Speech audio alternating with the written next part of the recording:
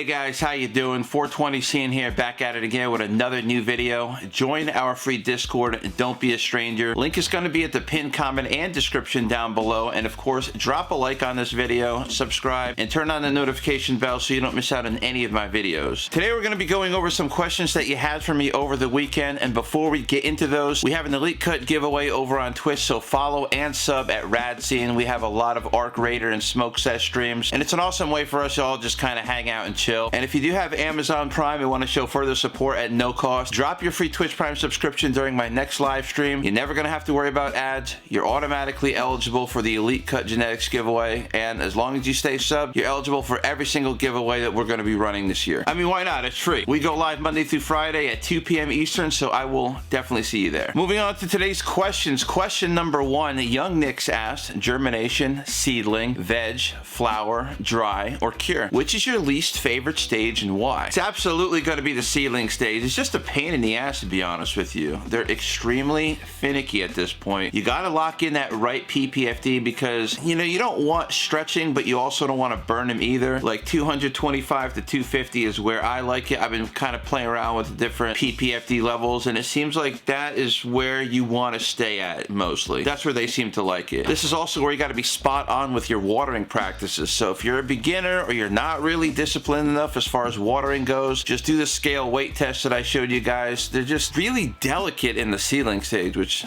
I mean, it's kind of obvious, right? It takes practice like anything else, but once you get the hang of it, it's not too bad, but it's still the least preferred out of all the stages, in my opinion. Question number 2, Moto Alley asked, what's your Super Bowl prediction? I'm definitely going to be picking the Rams. I mean, Stafford threw 46 touchdowns in the regular season. They got a top-tier offense with Devontae, Nakua. They got a pretty decent running game. And as far as Seattle, they do have a strong running game as well and a good defense, but the problem is the Rams can stop the run. If you're going to beat the Rams, you got to do it in the air because, I mean, you got Sam Darnold.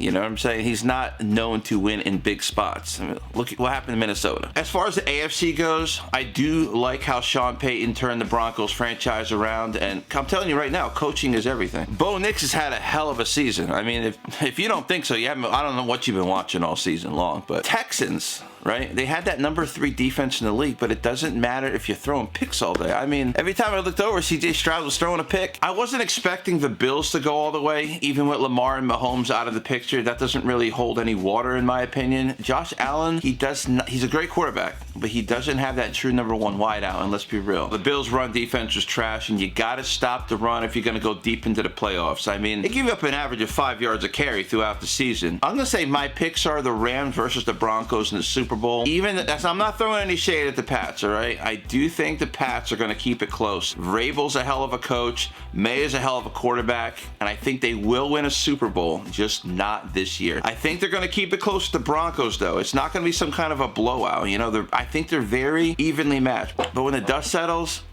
I got to go with Sean Payton, you know? I got to go with Sean Payton. He's going to run a little bit of trickery on top of it. But at the end of the day, I think the Rams are going to win it all. We'll see what happens.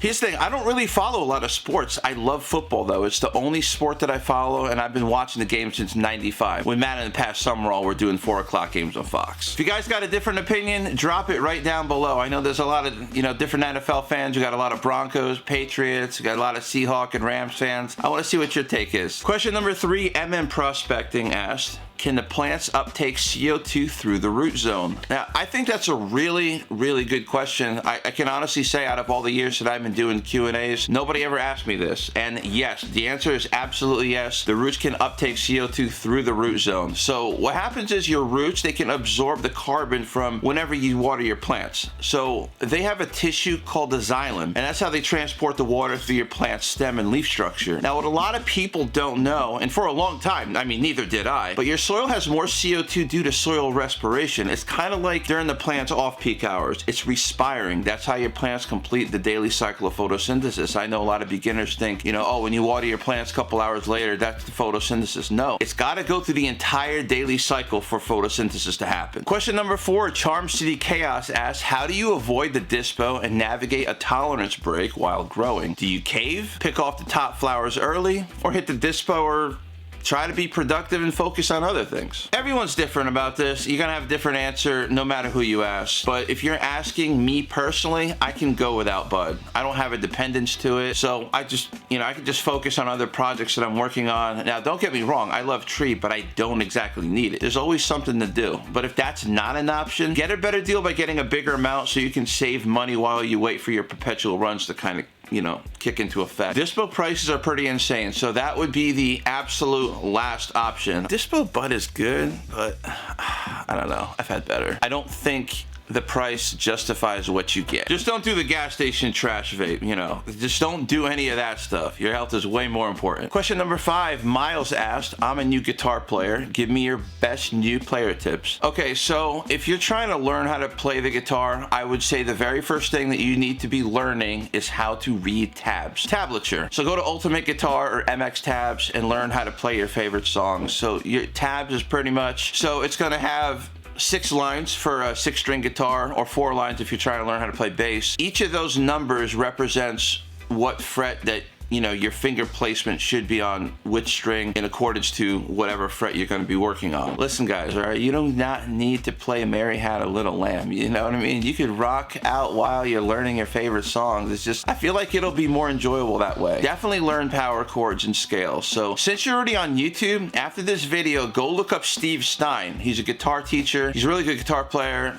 He's going to teach you everything you need to know hands-on. His videos taught me how to play lead guitar better, so go check out Steve Stein. I know this was kind of a shorter video, but the next video that we're going to be dropping is going to be the next episode of our Organic Grow Guide mini-series. And I did talk about in the last episode that we're going to be breaking down all the different down-to-earth amendments, so that way you have a better understanding of why you're giving your plants what you're going to be giving them. So that's going to be the next video. I don't know when that video is going to drop. This video is dropping on Tuesday, so tomorrow. I probably won't get that video out until either next Tuesday or like a week from this Friday. I'm not sure. I've been really busy streaming on Twitch and, doing music and stuff, so that's why my videos haven't been coming out as frequently as they used to. So having said that, before I do close off today's video, be sure to join our new Discord and Twitch. We're on Twitch Monday through Friday, 2 p.m. Eastern, and to everyone else, be sure to smash that like button, subscribe, and turn on that notification bell. And like I said, be sure to follow us on Twitch at Rad Scene, not 420 Scene. Look up Rad Scene, and you're definitely gonna get there, and I hope everyone has a great rest of their day,